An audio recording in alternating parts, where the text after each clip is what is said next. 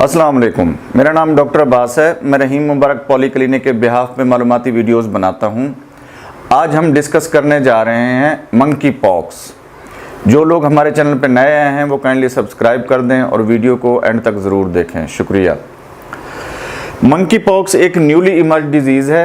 ये पहले भी अपीयर होती रही है, रेयर डिजीज़ है, ठीक है, लेकिन आजकल इसका चर्चा बहुत ज़्यादा हो रहा है। ये यूरोप में यानी कि फैल रही है आहिस्ता आहिस्ता।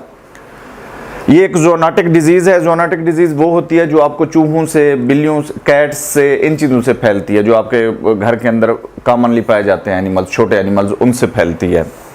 ये इसका वायरस जो है उसका नाम मंकी पॉक्स वायरस है। ये रैट्स और कैट्स के ज़रिए फैलती है।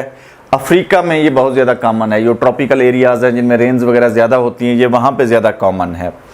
और ये फैलती कैसे है, यानी कि इसका बाइट कोई अगर कर ले, रोडेंट जैसे चूहा है, बिल्ली है, कोई इन्फेक्टेड है उस बीमारी से और आपको बाइट कर लेता है तो उससे फैल सकती है। या आप उसके साथ डायरेक्टली इन कॉन्टैक्ट हैं, जो चूहा है या बिल्ली है, जो भी जो चीज़ें हैं जो इन्फेक्टेड हैं उनके साथ डायरेक्ट कॉन्टैक्ट है आपका, तो उससे भी फैल सकती हैं ये चीज़ें। दूसरा फिर किससे फैल सकती हैं, जो यानी कि बुश एनिमल्स हैं, यानी कि जो लोग शिकार करते हैं जंगल में, शिकारी जो हजरात होते हैं, उनको ये डिजीज़ ज़्यादा हो सकती है, क्योंकि ये उन जानवरों में पाई जाती है जिनका आप शिकार वगैरह करते हैं, तो उससे भी ये फैल सकती है। उसके बाद इसके सिम्टम्स क्या हैं, अगर किसी को खुदा ना खास्ता ये चीज़ हो जाए तो ये ऑलमोस्ट कोई यानी कि 4 दिन से लेकर 2 हफ्ते तक इसकी अलामात चलती रहती हैं, यानी कि फ़ीवर जो है आपको वो चलता रहता है। 100 to 101 फ़ारेनहीट तक इसका टेम्परेचर जाता है जब जिसको मंकी पॉक्स हो।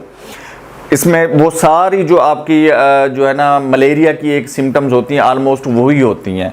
इसमें बैकएक होता है, हेडेक होता है, मसल एक होता है। बैकएक का मतलब होता है आपकी कमर में दर्द, हेडेक का मतलब होता है सर में दर्द, और मसल एक का मतलब होता है आपके पट्ठों में दर्द, ठीक है। क्रैम्प्स होते हैं इसमें।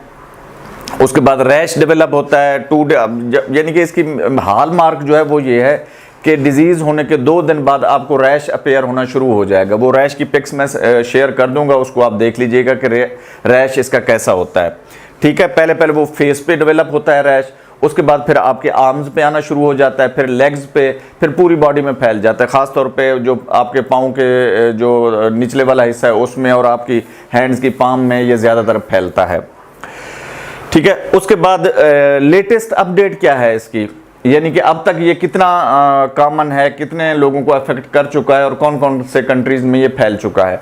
अब तक 80 केसेस अब तक आए हैं, जो 20 मई तक की अपडेट है उस तक 80 केसेस अब तक अपेयर हुए हैं, जो ज़्यादातर यूके, स्पेन और पुर्तगाल में पाए गए हैं ये केसेस।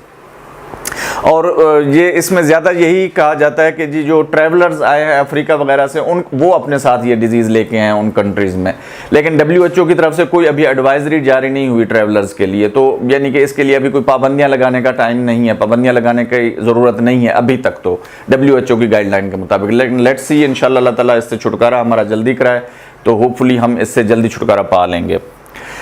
इसकी प्रोटेक्शन कैसे कर सकते हैं, अवॉइड कॉन्टैक्ट, यानी कि जो डिजीज्ड पर्सन है उससे आप कॉन्टैक्ट से अवॉइड कर सकते हैं। एज सच इंसान से इंसान में ये नहीं फैलता, यानी कि हम बैठे आपस में बातें कर रहे हैं तो उससे नहीं फैलता, लेकिन जो इंसान जिसको डिजीज़ है उसको जो रैश बना हुआ है वो अगर आपके डायरेक्ट कॉन्टैक्ट में आ जाता है वो रैश, तो फिर आपको हो सकता है, क्योंकि उसके अंदर जर्म्स होते हैं। वही जर्म्स वो जब लीक आउट होकर आपकी स्किन पर फैलते हैं तो वो फिर आपको भी डिजीज़ खुदा ना खास्ता होने का ख़तरा हो सकता है उससे।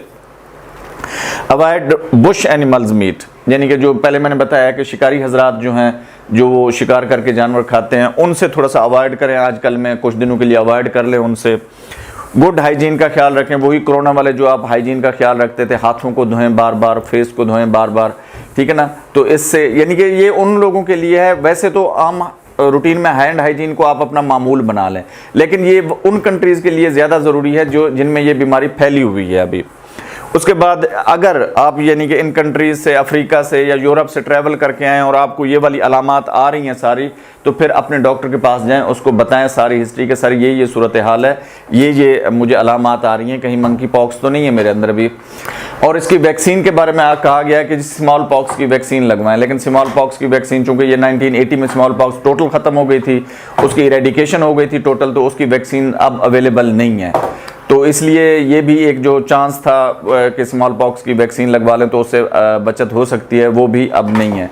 हैंड हाइजीन से या इस तरह के जो मैंने बाकी चीज़ें बताई हैं, प्रोटेक्शन कैसे कर सकते हैं, कॉन्टैक्ट से बच के, बुश एनिमल से बच के, और जो है ना जो एनिमल्स हैं उनसे बच के आप अपने आप को बचा सकते हैं। उम्मीद है ये मालूमाती वीडियो आपको पसंद आई होगी। हमारे चैनल को लाइक, सब्सक्राइब और शेयर ज़रूर कीजिएगा। शुक्रिया।